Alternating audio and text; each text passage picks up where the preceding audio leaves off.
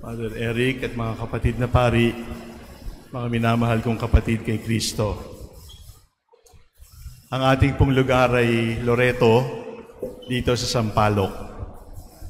Pero hindi ito ang pinakamahalagang Loreto sa buong mundo.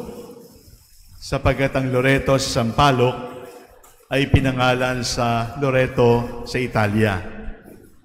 At bakit mahalaga yung Loreto sa Italia?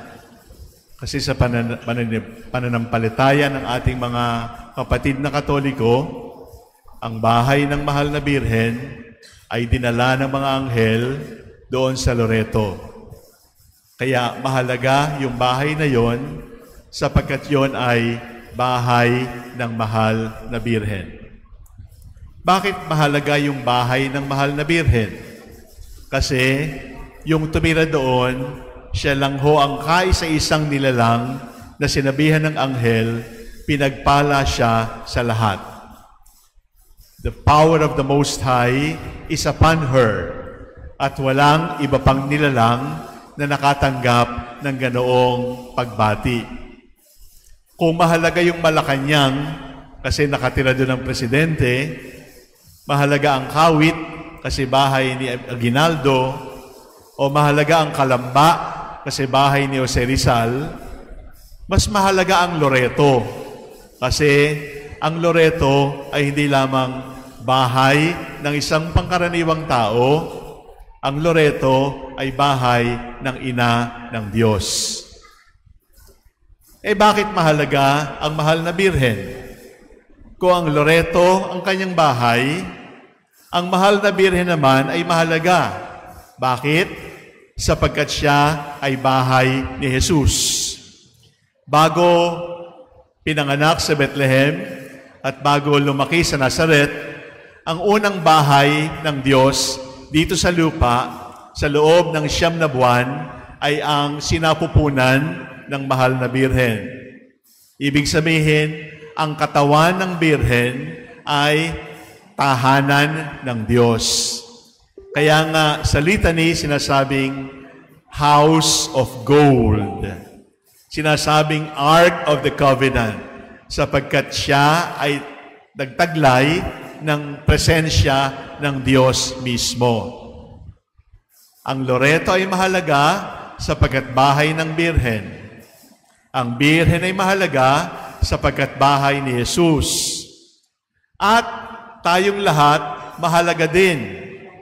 Pagpasok ko kanina, maaga ho akong dumating, sinalubong ako ni Father Eric, at ang sabi ko lang sa kanya, ang ganda. Maliwanag, maaliwalas, malinis. Pero, wag ho kayong magagalit sa akin. Pero sasabihin ko sa inyo, magandang simbahan ng Loreto, pero hindi ho ito ang pinakamagandang simbahan sa Sampaloc. Kasi mayroon pang mas maganda kaysa sa simbahan dito sa Loreto. Ang mas maganda na simbahan dito sa Loreto ay kayo. Mas maganda kayo kaysa sa simbahang ito. Bakit? Kasi itong simbahang ito gawa ng engineer, arkitekto, pintor. Kayo, ako, hindi tayo gawa ng arkitekto. Hindi tayo gawa ng engineer. Tayo ay gawa ng Diyos. At dahil tayo ay gawa ng Diyos, maganda tayo. At walang dapat magreklamo tungkol sa katabi. Kasi tayong lahat ay nilikha kawangis ng Diyos. Kaya tayo mahalaga. Balikan natin. Mahalaga ang Loreto dahil bahay ni Maria. Mahalaga si Maria dahil bahay ni Jesus. At mahalaga tayo. Bakit? Sapagkat tayo rin ay bahay ni Jesus. Noong tayo ay binyagan, binuhusan tayo ng tubig, pinahiran ng isang tuktok, at tayo ay naging, ang tawag sa atin, templo ng Diyos. Simbahan ng Diyos. Hindi lamang tayo chapel, hindi lang tayo bisita, hindi lamang tayo basta altar sa bahay. tayong lahat ay bahay ng Diyos. Ibig sabihin, ulitin ko, maganda ang Loreto, maganda ang simbahan. Pero ang nagpapaganda sa simbahang ito ay hindi yung ginto, hindi yung ilaw, hindi yung bulaklak. Ang nagpapaganda sa simbahang ito ay kayong lahat. Kasi kung walang tao ang simbahang ito, kahit gaano kaganda, hindi siya magiging maganda sa mata ng Diyos. Sapagkat ang nagpapaganda sa simbahan ay tao. Sapagkat ang tao ay kamukha ng Diyos. Sapagkat ang tao ay kasing ganda ng Diyos. Sapagkat ang tao ay kasing buti ng Diyos. At dahil mabuti at maganda tayong lahat, nilikha ng Diyos, dapat nating inaalagaan ang bawat isa sa atin, inaalagaan natin ang ating sarili. Ang totoo, mga minamahal kong kapatid, dapat tayong lahat, ang pangalan ay Loreto. Kasi tayong lahat ay bahay ng Birhen at tayong lahat bahay ni Jesus. Ibig sabihin, hindi tayo pangkaraniwan. Kahit ano ang gawin ng ibang tao, kahit ano ang sabihin ng ibang tao, kahit yurakan tayo, siraan tayo, mayroon tayong sariling karangalan na hindi maaaring nakawin ng sinumang tao. Ano yon? Nasa puso ko si Jesus.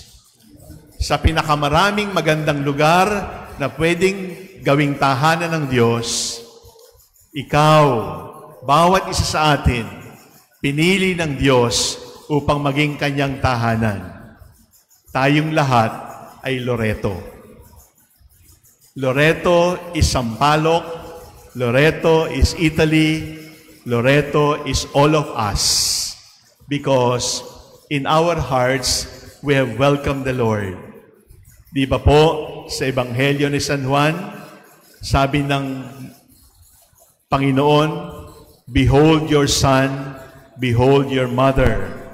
And from that moment, the disciple took her into his home. Tayo, sa paanan ng krus, ipinagbilin sa atin. Hindi lang si Jesus ang nasa atin. Ang mahal na Birhen ay nasa atin din. At tayong lahat ay Loreto. Pero darating ang araw, gigiba ang simbahang ito. At darating ang araw, mamamatay tayong lahat. Mamamatay rin kayo. Mamamatay rin ako. Lahat tayo mamamatay. Walang pwede magsabi dito na hindi ako tiyak kung mamamatay ako o hindi. Lahat tayong mamamatay. Pero kapag namatay na tayo, hindi pa rin tayo natatakot. Bakit? Kasi pag namatay tayo, ang uuwian natin ay si Jesus. At si Jesus na ang ating tahanan. At ang kwento ay wala ng katapusan sapagkat sasabihin sa atin ni Jesus, ikaw ay Loreto ng nanay ko, ikaw ay bahay ko rin. Halika na dito sa aking puso at habang panahon, hanggang sa wakas ng panahon, ang bahay mo ay ako. Jesus will become our home in the life that is to come. At wala na tayong dapat hihingin pa. Salamat sa Loreto, bahay ng Birhen. Salamat sa Birhen, bahay ni Jesus. Salamat sa Diyos, pinili ako kanyang bahay. At salamat kay Jesus, siya ang aking tunay na tahanan pagdating ng tamang panahon. Amen.